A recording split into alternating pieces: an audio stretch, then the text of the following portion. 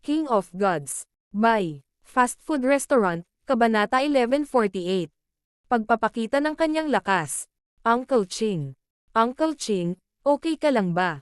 Ang mga miyembro ng Green Jade Ship Race ay may mga kagyat na ekspresyon habang sila ay nagtitipon sa paligid ni Uncle Ching. Malungkot ang ekspresyon ni Uncle Ching habang tinitingnan ang lalaking nakabaluti na itim na nakakunot ang mga kilay. Agad na sumilay sa kanyang mga mata. Ang paglilinang ng kalaban na ito ay dapat nasa mga unang yugto ng Mystic Light Realm, ngunit ang Heisan ay hindi ordinaryong Mystic Light Realm. Isa siyang dalubhasa sa Mystic Light Realm mula sa Blazing Fire Golden Ship Race at personal bodyguard ni si Jinhua, kaya dapat na mas malaki ang kanyang lakas kaysa sa normal na early stage na Mystic Light Realms. Ang mga sugat ni Uncle Ching ay hindi pa rin ganap na nakaka-recover, kaya halatang hindi siya ang kalaban ni Heisan. Ang hindi inaasahan ni Uncle Ching ay na si Heisan ay umatake ng buong lakas ngayon na walang pinipigilan. Pinatunayan nito na totoo ang sinabi ni si Jinhua kanina. Si Elder si Liuhan, na narito upang humingi ng proteksyon, ay hindi man lang sila inilagay sa kanilang mga mata at gusto lang niyang gamitin ang pagkakataong ito upang i-squeeze ang potensyal ng Green Jade Ship Race. Nag-iisip pa nga si Uncle Ching kung si Jinhua ay nagdulot ng kaguluhan sa Green Jade Ship Race sa ilalim ng utos ni si Liuhan. Ano man ang mangyari, naunawaan ni Uncle Ching na hindi na sila maaaring manatili sa Blazing Fire Golden Ship Race. Sa mundong ito, walang lakas ang ibig sabihin ng walang relasyon. Paumanhin, hindi ka dapat naantala ng Green Jade Ship Race. Bagamat wala silang ginawang mali, kinailangan ni Uncle Ching na humingi ng tawad kina Heisan, si Jinhua, at kasama.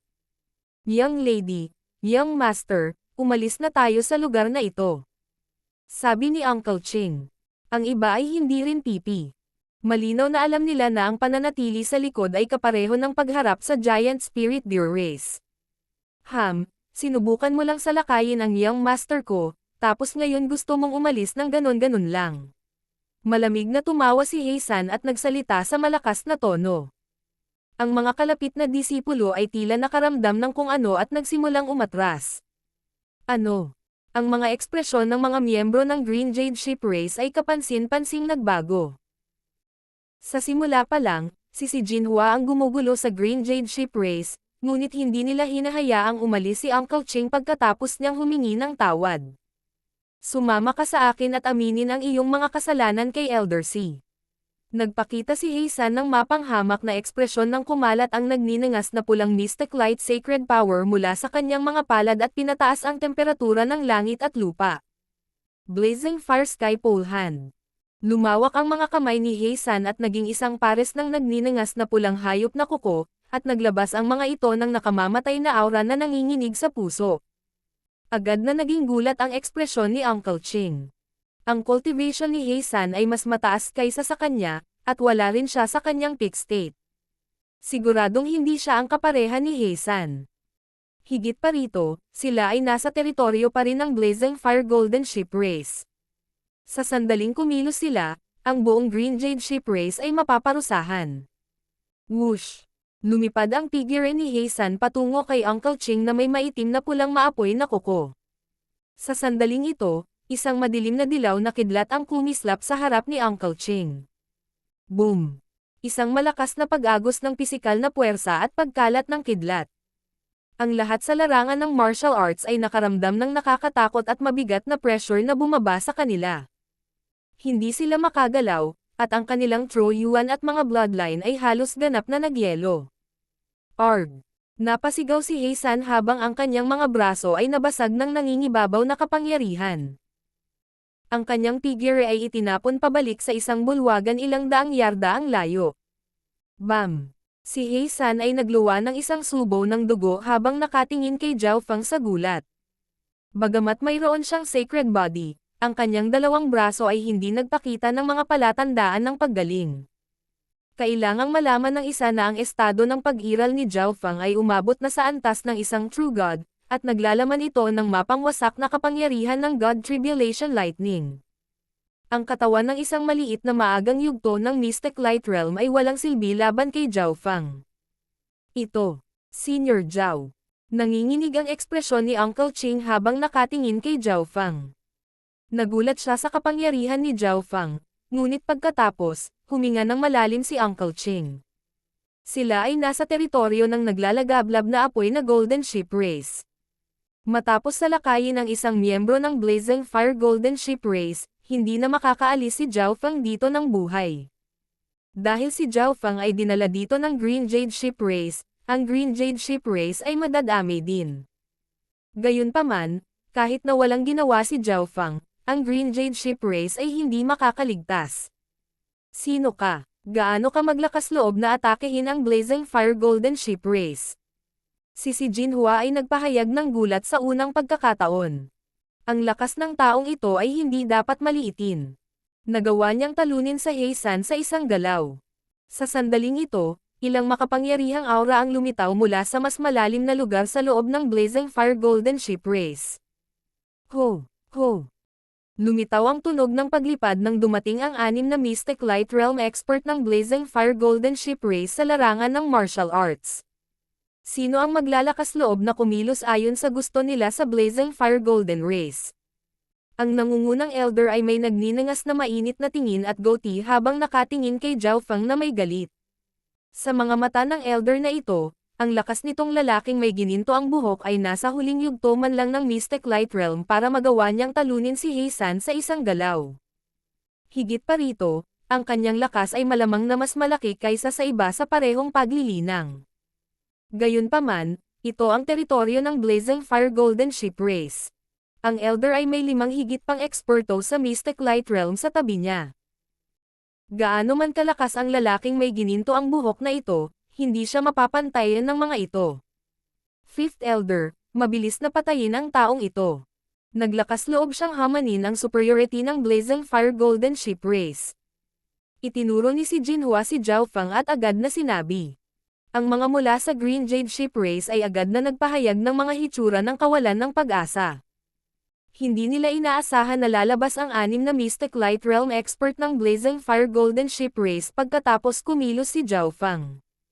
Ang elder na ito na may goatee ay ang 5th elder ng Blazing Fire Golden Ship Race, at naabot na niya ang peak stage ng Mystic Light Realm. Ang kanyang lakas ay hindi masusukat. Gayunpaman, ang hindi nila inaasahan ay mas mapuwersa si Zhao Fang. Gaano ka maglakas loob na kumilos ng ganito sa harap ko? Umihip ang gininto ang buhok ni Zhao Fang habang pinupunasan niya ang kanyang malamig na mga mata sa mga taong nasa harapan niya. Matagal na siyang nasa Ancient Desolate Realm of Gods, kaya nagsimula siyang umangkop sa lugar na ito. Lakas ang pinagmulan ng lahat. Mapahiya lang ang mahihina. Oras na para ipakita ni Zhao Fang ang kanyang lakas at kumuha ng ilang resources mula sa Blazing Fire Golden Ship Race. Pagkatapos ng lahat, bukod sa kanyang sarili, si Zhao Fang ay mayroon pa ring Black Destruction Serpent Dragon, na isang napakalalim na butas para sa mga mapagkukunan.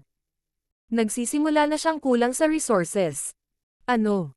Ikaw? Bahagyang nagbago ang ekspresyon ng 5th elder habang siya ay nagalit. Karaniwang kinopya ni Zhao Fang ang kanyang sinabi ngunit kumilos sa mas mahigpit na paraan. Maging ang mga mula sa Green Jade Ship Race ay nataranta habang nakatingin kay Zhao Fang nang may pagtataka. Si Zhao Fang ay napakalakas at mahinahon pa rin kahit sa harap ng 6 na eksperto sa Mystic Light Realm. Hindi nila alam kung ito ba ay dahil hindi alam ni Zhao Fang kung paano isinulat ang kamatayan o kung siya ay tunay na malakas. Sino ang taong ito? Anong klaseng bloodline ang mayroon siya para kumilos ng ganito? Nang hindi alintana, hindi niya alam kung gaano kataas ang langit o kung gaano kakapal ang lupa. Gaano siya maglakas loob na kumilos ng ganito sa harap ng 5th elder. Tinalakay ang ilan sa mga miyembro ng Blazing Fire Golden Ship Race sa paligid. Nagulat sila o nagsimulang kotsain si Zhao Fang. Sige. Ngayon, tuturuan kita ng leksyon kung ano ang ibig sabihin ng masaktan ako. Ang 5th elder ay umungal sa galit. Ho!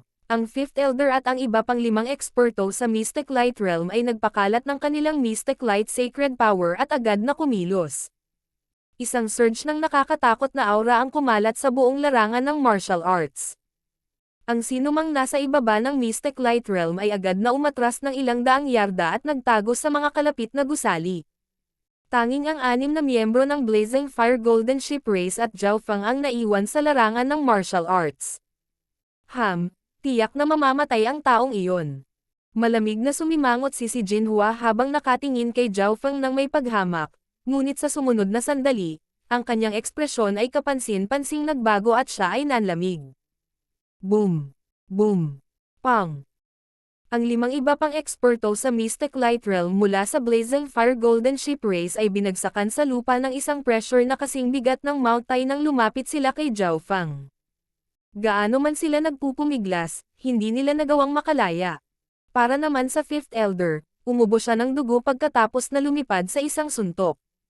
Ang 6 na Mystic Light Realm Elders ng Blazing Fire Golden Ship Race ay natalo ni Zhao Feng sa isang galaw. Ang buong larangan ng martial arts ay nabalot ng madilim na dilaw na puwersa ng kidlat, at ang matigas na lupa ay nagsimulang magbasag pulgada bawat pulgada.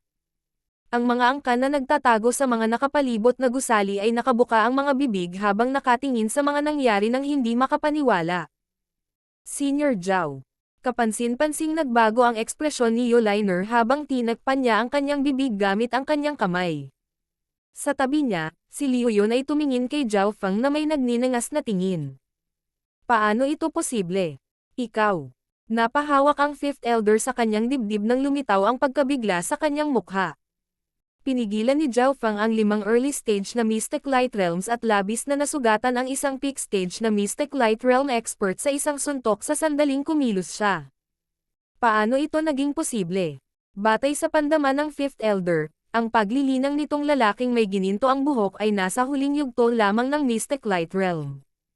Ang kanyang tunay na cultivation ay nasa Heavenly Divine Realm at itinatago lang niya ang kanyang lakas. Malinaw na hindi niya malalaman na nagawa na ni Zhao Feng na sugpuin ang mga demigod sa Continent Zone maraming taon na ang nakararaan. Matapos makapasok sa Ancient Desolate Realm of Gods, ang estado ng pag-iral ni Zhao Feng ay umabot na sa antas ng isang True God. Nangangahulugan ito na ang kanyang pisikal na pag-atake ay lumakas din. Si Zhao Feng ay hindi nag-abala sa Fifth Elder. Pinagsama-sama lang niya sa hangin ang isang invisible na layunin. Umihip ang hangin at mga ulap sa kalangitan ng may nabuong kamay ng kidlat at humawak patungo sa si Jinhua sa hindi kalayuan. Senior, iligtas mo ako. Sa sandaling ito, nakaramdam ng matinding kamatayan si Jinhua. Ang lakas na ipinakita ni Zhao Feng ay lubos na nagulat sa kanya. Total, nasa Great Origin Core Realm lang siya. Naglakas loob ka bang hawakan si Jinhua? Isang dagandong ang umalinggon mula sa isang gintong gusali. Whoosh! Isang madilim na berdeng figure ang agad na lumitaw sa pagitan ni Zhao Feng at si Jinhua. Boom! Pang! Agad na kumilos ang elder na ito at naghanda upang iligtas si Jinhua mula kay Zhao Feng. Second Elder. Sa gilid, ipinakita ng Fifth Elder ang isang masayang ekspresyon.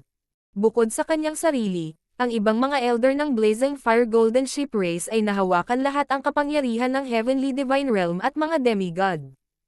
Sa partikular, ang Second Elder si Liu Han ay isang piling tao kahit sa gitna ng mga demigod. Hihihi. Malamig na tumawa si Zhao Feng habang ginagalaw niya ang kanyang intent. Naisip ni si Jinhua na madyaging ligtas siya pagkatapos dumating ang kanyang lolo. Boom! Ngunit sa sumunod na sandali, sumabog ang kanyang katawan. Ang eksenang ito ay ikinagulat ng lahat. Senior Zhao. Nagsimulang manginig ang boses ni Uncle Ching. Noong una ay inakala niya na si Zhao Feng ay magkakaroon ng karapatang makipag-ayos sa Blazing Fire Golden Ship Race pagkatapos talunin ang Fifth Elder at ipakita ang kanyang lakas. Maaaring makatakas din ang Green Jade Ship Race. Gayunpaman, biglang pinatay ni Zhao Feng ang inapo ni si Liu Han kahit dumating na ang huli. Ang ganitong aksyon ay kapareho ng nakakagalit at direktang paghamon kay si Liu Han. Bakit gagawin ni Senior Zhao ang isang katangahang bagay? Ngunit ang inaasahan ni Uncle Ching ay hindi nangyari. Ano ang ibig sabihin nito? Tumingin si Liu Han kay Zhao Feng na may malamig at maingat na tingin. Pinatay pa rin ng lalaking ito na may gininto ang buhok si Jinhua kahit na nakitang darating siya. Natakot ito kay si Liu Han. Kahit na si Jinhua ay isang inapo niya, si Jinhua ay mahina at walang silbi. Hindi masisiraan ng bait si Liu Han sa pagkamatay ng kanyang inapo. Sa sandaling ito, isang matandang maladyos na boses ang tumunog mula sa isang madilim na ginintoang palasyo sa ipinagbabawal na bakuran ng teritoryo ng Blazing Fire Golden Ship Race. Sabihin mo siyang puntahan ako. King of Gods, Kabanata 1149. Paggalang. Patriarch. Ang mga miyembro ng pamilya na naruroon sa larangan ng martial arts ay pawang ibinaba ang kanilang mga ulo bilang paggalang, na para bang sila ay yumuyuko sa isang emperador. Walang inaasahan na ang isang maliit na isyu sa pagitan ng dalawang Origin Core Realm disciples ay magtataas ng atensyon ng Blazing Fire Golden Ship Race Patriarch. Sumama ka sa akin. Si Liu Han ay malamig na tumingin kay Zhao Feng at nagsalita. Whoosh! Pagkatapos ay nawala ang dalawang figure. Sa ipinagbabawal na bakuran ng Blazing Fire Golden Ship Race ay isang gintong palasyo. Bagamat ipinagbabawal ang lugar na ito, walang mga bantay sa paligid o anumang defensive array.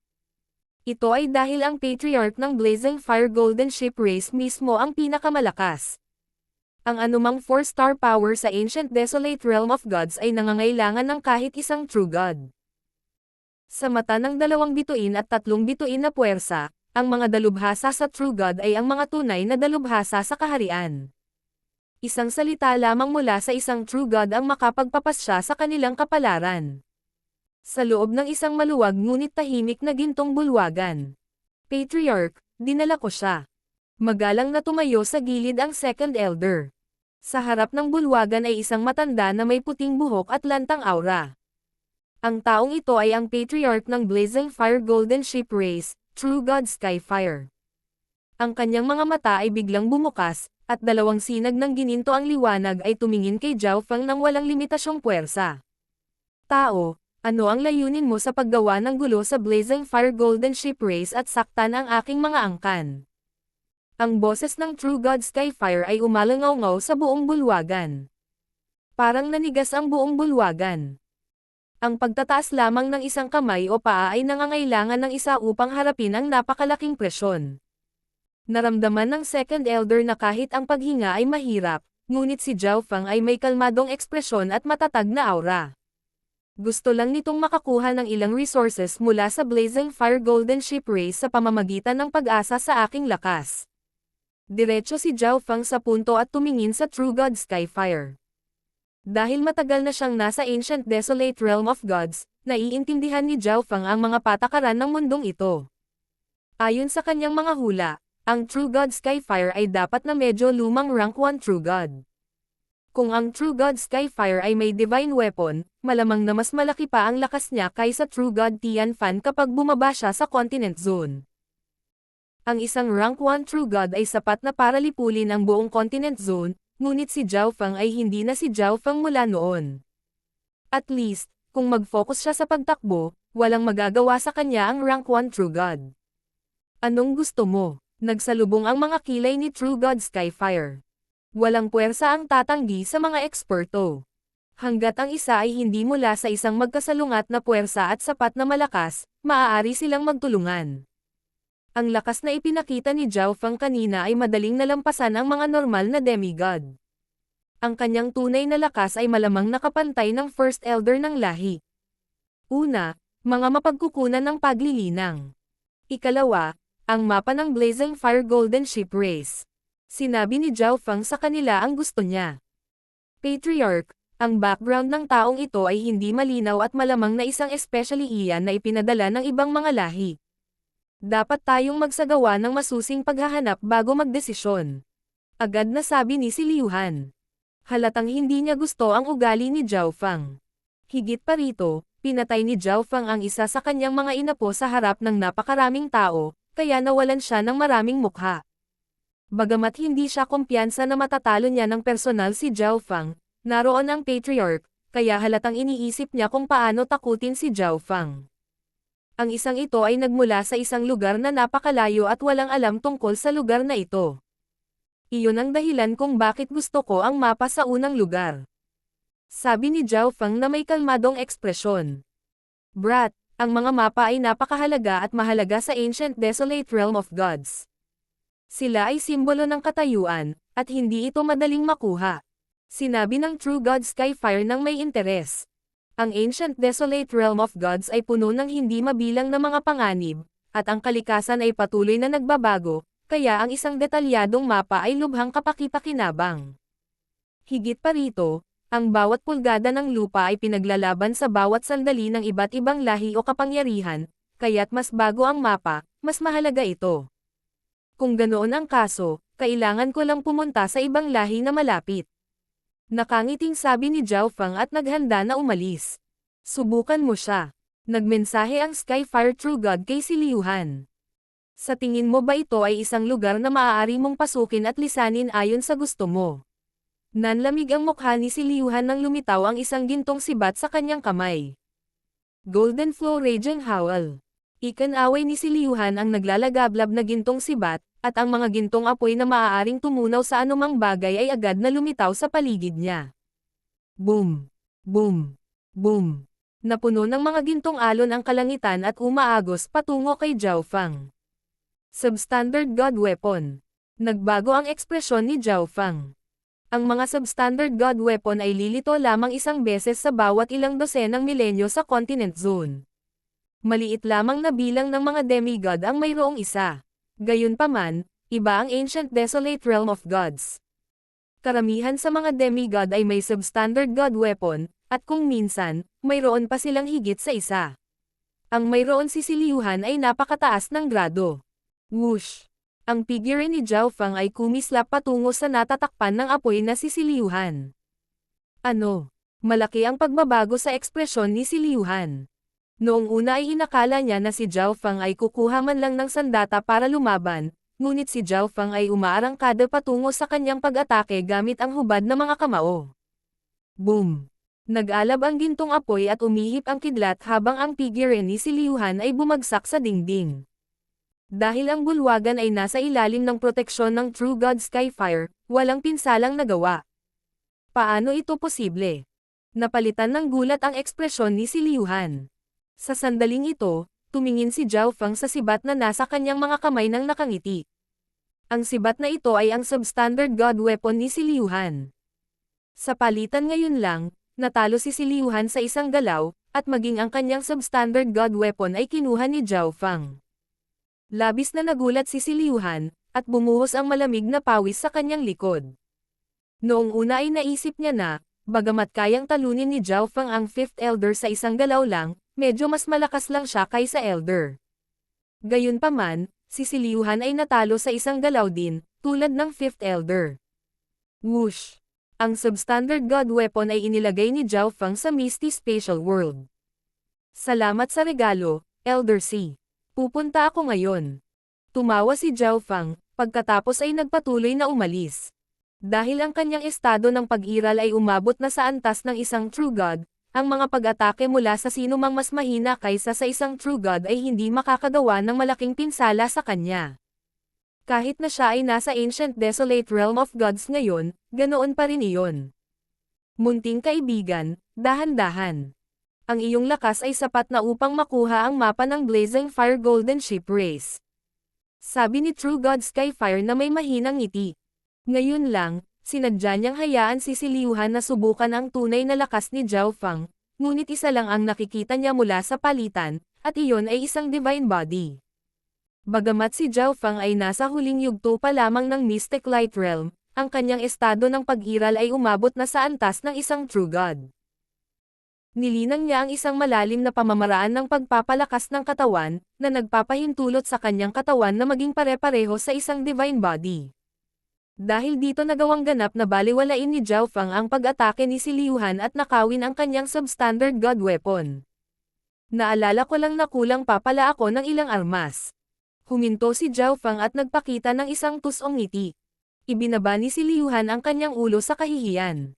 Ang kanyang substandard god weapon ay kinuha ni Zhao Fang, at ngayon ay sinasabi ng huli na kulang pa rin siya sa armas.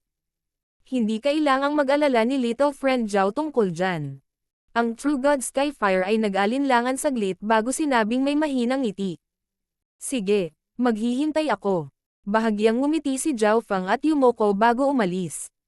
Patriarch, walang nakakaalam ng kasaysayan ng brat na iyon, at siya ay labis na sakam. Kailangan ba talaga nating hiramin ang kapangyarihan niya? Bahagyang nalungkot si Si Liuhan. Matapos mawala ang kanyang substandard god weapon, si Si Liuhan ay maaaring hindi na makapantay sa Third Elder ngayon. Ang kanyang lakas ay mas malaki kaysa sa iyong iniisip, at ang kasalukuyang sitwasyon ng Blazing Fire Golden Ship Race ay hindi masyadong maganda. Ang kawalan ng kakayahan ay sumili sa mga mata ng True God Skyfire habang siya ay mahinang bumantong hininga. Pagkatapos umalis sa pinagbabawal na lugar, lumipat si Zhao Fang. Maayos din ang Green Jade Ship Race, at nakatanggap sila ng mas magandang treatment mula sa Blazing Fire Golden Ship Race. Sa kalaunan, lahat mula sa Green Jade Ship Race ay dumating sa labas ng bulwagan ni Zhao Fang. Hindi malilimutan ng Green Jade Ship Race ang tulong ni Senior Zhao. Ang aming pasasalamat ay hindi sapat. Hindi ka namin mababayaran. Ang lahat mula sa Green Jade Ship Race ay lumuhad sa lupa. Tumayo ka. Hindi ako pwedeng manatili dito habang buhay. Upang igalang ng iba, kailangan mong umasa sa iyong sariling lakas. Napabuntong hininga si Zhao Fang. Naiintindihan ng Green Jade Ship Race. Ang mga mula sa Green Jade Ship Race ay may mapagpasyang tingin. Sa halip na parusahan ng Blazing Fire Golden Ship Race dahil sa pagdudulot ng kaguluhan sa Blazing Fire Golden Ship Race, matinding pinsala sa isang upper echelon member at pagpatay kay si Jinhua, si Zhao Feng ay iginag-alang sa halip ng Blazing Fire Golden Ship Race. Ang lahat ng ito ay dahil sa lakas. Sa kabilang banda, ang Green Jade Ship Race ay walang ginawang mali ngunit kinailangang humingi ng tawad kahit na napahiya sila ng Blazing Fire Golden Ship Race. Sa ngayon, ang Green Jade Ship Race ay pinoprotektahan lang ni Zhao Fang. Sa sandaling umalis si Zhao Fang, ang kanilang katayuan ay bababa ng 1,000 yarda, at muli silang mambubuli. Si Zhao Fang ay pumasok muli sa pag-iisa pagkatapos umalis ang Green Jade Ship Race. Si Zhao Fang ay multitask sa loob ng Misty Spatial World. Una niyang nilinang ang 5 Elemental Wind Lightning Technique upang pagsamahin at palakasin ang kanyang pundasyon. Malapit na niyang matagumpay na maabot ang pinakamataas na yugto ng Mystic Light Realm. Ang pangalawa sa kanyang mga iniisip ay sumisipsip ng mga simbolo ng God Tribulation Lightning at ginamit ang kapangyarihan ng God Tribulation Lightning upang pinuhin ang kanyang sagradong lightning body. Ang mga simbolo ng God Tribulation Lightning ay palaging papatayin ni Zhao Fang, at nagsimula siyang sumipsip ng God Tribulation Lightning nang walang pag-aalala pagkatapos makuha ang Lightning God Crystal. Maaari nitong palakihin ang kanyang lakas at pagandahin ang kanyang Sacred Lightning Body. Ginamit ni Zhao Fang ang ikatlong bahagi ng kanyang mga iniisip upang mapataas ang antas ng kanyang pangunawa. Whoosh! Whoosh! Whoosh! 3 prutas ang lumutang sa harap ni Zhao Fang. Sa sandaling ito, maraming maliliit na butas ang naruroon sa mga prutas na ito, kaya't mas maraming intent ang nahuhugasan kay Zhao Fang. Sina Zhao Wang at Zhao Wan ay nagtatanim sa hindi kalayuan sa Zhao Fang, at ang layunin ay lubhang kapakipakinabang para sa kanila. Lakas ang lahat. Si Zhao Fang ay may mapagpasyang tingin. Bagamat hindi masama ang kanyang status sa Blazing Fire Golden Ship Race, ang mga 4-star powers ay nasa middle level na pag-iral lamang sa Ancient Desolate Realm of Gods sa pinakamahusay. Walang dapat ikatuwa. Higit pa rito, ang Blazing Fire Golden Ship Race ay ang pinakanormal at pinakamahina na 4-star power. Mayroon lamang silang isang rank 1 True God, na umaabot na sa katapusan ng kanyang lifespan. Dahil sa isyong ito kaya ang Blazing Fire Golden Ship Race ay agad na nangangailangan ng iba pang mga eksperto at sa gayon ay napakagalang kay Zhao Fang. Kung ito ay isang 4.5 star force sa halip, hindi nila kakailanganin ang tulong ni Zhao Fang. Ang spiritual race ay hindi bababa sa isang 5-star race. Nanginig ang puso ni Zhao Fang. Kung pupunta siya sa spiritual race gamit ang kanyang kasalukuyang lakas, ang kanyang resulta ay malamang na pareho sa Green Jade Spirit Race pagdating nila sa Blazing Fire Golden Ship Race. Dumating si Si Liuhan sa lugar ni Zhao Fang makalipas ang 10 araw. Zhao Fang, ito ang mapa na nilikha ng Blazing Fire Golden Ship Race. Naglabas si Liuhan ng isang jade slip na nababalot ng kakaibang lihim na pamamaraan. King of Gods, Kabanata 1150. Black-tongued Lizard Race. Kinuha ni Zhao Fang ang jade slip, pinaandar ang kanyang Sacred Lightning Body, at ginamit ang kapangyarihan ng God Tribulation Lightning para sirain ang selyo. Isang napakalaking dami ng impormasyon ang pumasok sa isip ni Zhao Feng pagkatapos niyang ilagay ang kanyang kamalayan sa loob. Redleaf Forest Grounds, Sky Feather Island, Blue Ocean Bay. Ang mapa na ito ay higit sa 100 beses na mas malaki kaysa sa mapa ng Green Jade Ship Race, at ito ay mas detalyado at napapanahon. Nalaman ni Zhao Feng na ang Sky Feather Island ay may halos 24 na 4-star power, at ang Sky Feather Island ay isa lamang sa mga isla sa Blue Ocean Bay. Isang 4.5 bituin na kapangyarihan ang namuno sa buong Blue Ocean Bay. Kasabay nito, nalaman ni Zhao Feng na mayroong isang higanteng sinaunang teleportation array sa Sky Feather Island na maaaring direktang magpadala sa kanya sa mga gilid ng Blue Ocean Bay. Nangangahulugan ito na, kung gustong umalis ni Zhao Feng, pinakamahusay na gamitin ang teleportation array sa Sky Feather Island. Gayunpaman, ang teleportation array na ito ay nasa ilalim ng kontrol ng Sky Feather Island Lord. Zhao Feng, ang armas na matatanggap mo ay nasa mga kamay ni First Elder, at kailangan niya na ikaw mismo ang kumuha nito. Malamig na sabi ni si Liu Han. Nasaan si First Elder? Agad na tanong ni Zhao Feng. Bukod sa True God Skyfire at si Liu Han, hindi naramdaman ni Zhao Feng ang iba pang eksperto sa level na iyon sa Blazing Fire Golden Ship Race.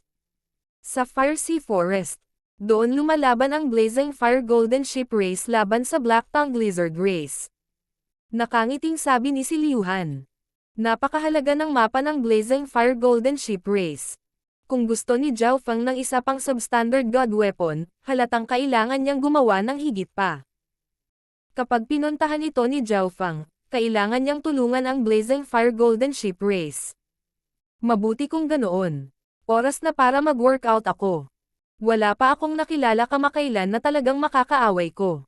Malamig na tumawa si Zhao Feng at pinaalis si Liu Han.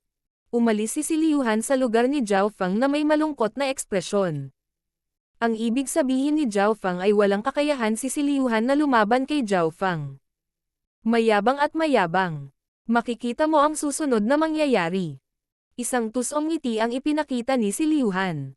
Ang Blazing Fire Golden Ship Race ay mayroong 5 elder sa kabuuan. Ang First Elder, Third Elder, at Fourth Elder ay nasa larangan ng digmaan. Karamihan sa mga elite ng Blazing Fire Golden Ship Race ay naroon din, ngunit kahit na noon, ang Blazing Fire Golden Ship Race ay nasa depensa ba at hindi nang ahas na makipagsagupaan laban sa Black Tongue Lizard Race ng direkta. Apoy Sea Forest. Mabilis na hinanap ni Zhao Feng ang lokasyong ito sa mapa sa kanyang isipan. Ang Fire Sea Forest ay nasa Redleaf Forest Grounds. Dahil napakaraming fire elemental resources doon, nagmistulang dagat ito kung titingnan sa itaas, kung saan nakuha ang pangalan nito. Ang dalawang 4-star powers ay naglalaban sa pagkakataong ito dahil nakakita sila ng isang grupo ng mga mapagkukunan sa ilalim ng Fire Sea Forest, Sky Pearl Fire Ginseng.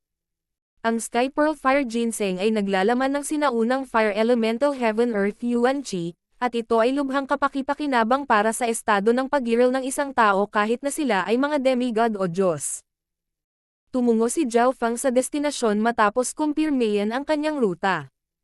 Ang Fire Sea Forest ay nasa teritoryo ng Blazing Fire Golden Ship Race, kaya hindi ito masyadong malayo. Sa kasalukuyang bilis ni Zhao Feng, makakarating siya sa loob ng 2 buwan. Bagamat abala si Zhao Feng patungo sa destinasyon, sina Zhao Wang at Zhao Wan ay naglilinang pa rin sa loob ng Misty Spatial World, kaya ang mga bagong karanasan at pag-unawa ay patuloy na umuusbong sa isip ni Zhao Feng. Nandito ako. Huminto si Zhao Feng. Nakikita niya ang kakaibang pulang kagubatan na nababalot ng pulang ambon sa di kalayuan.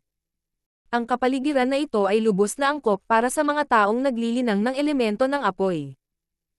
Naramdaman ng Fire of Wind Lightning Sacred Power sa loob ng katawan ni Zhao Feng ang Heaven Earth Yuan Qi at ang Fire Elemental Resources sa hangin at nagsimulang kumulo. Natagpuan ni Zhao Feng ang ilang daang miyembro ng Blazing Fire Golden Ship Race sa ilang mga guho. Ilang daang milya ang layo ay isang malaking bilang ng mga miyembro ng Black Tongue Lizard Race. Ito ba ang bagong dating na si Zhao Feng? Sa sandaling ito, Isang elder na may pulang balbas na halos umabot na sa kanyang tuhod ang lumabas mula sa grupo ng mga miyembro ng Blazing Fire Golden Ship Race. Whoosh! Agad na bumaba si Zhao Fang sa lupa. Maraming miyembro ng Blazing Fire Golden Ship Race sa paligid ng mga guho. Sila ay may mga pangit na ekspresyon, at karamihan sa kanila ay lubhang nasugatan. Nang makitang dumating si Zhao Fang, ang mga miyembro ng Blazing Fire Golden Ship Race ay nagpahayag ng mga masasayang ekspresyon ng akala nila ay malapit na silang makatanggap ng malalakas na reinforcements, ngunit nauwi iyon sa pagkabigo at pagkadismaya nang maramdaman nila ang paglilinang ni Zhao Fang. Ano ang problema ng Patriarch? Bakit siya nagpadala ng late-stage na Mystic Light Realm Cultivator? Ano ang magagawa ng isang tao sa huling yugto ng Mystic Light Realm? Sunod-sunod na napabuntong hininga ang mga miyembro ng Blazing Fire Golden Ship Race. Maging ang First Elder ay huminto sandali at tumingin ng may kaina hinala kay Zhao Fang.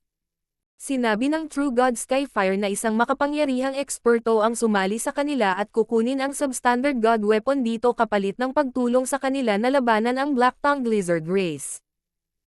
Siyempre, kukuha ang lahi ng isa pang substandard God weapon at ibibigay ito sa First Elder. Ngunit hindi sinabi sa kanya ng True God Skyfire na si Zhao Fang ay nasa huling yugto pa lamang ng Mystic Light Realm. First Elder, nandito ako sa ilalim ng utos ng True God Skyfire na kunin ang substandard God weapon. Dumating si Zhao Fang sa harap ng First Elder at sinabi, "Ano? Nandito ang brat na ito para kunin ang substandard God weapon. Ngayong nag-aaway ang dalawang lahi, aalisin na niya ang substandard God weapon. Anong pag-asa natin?" Ang mga miyembro ng Blazing Fire Golden Ship Race ay tumingin kay Zhao Fang nang may pagkasuklam. First Elder, talagang hindi ito napakahusay. Sa sandaling ito, lumakad ang Third Elder ng Blazing Fire Golden Ship Race. Tumahimik ka.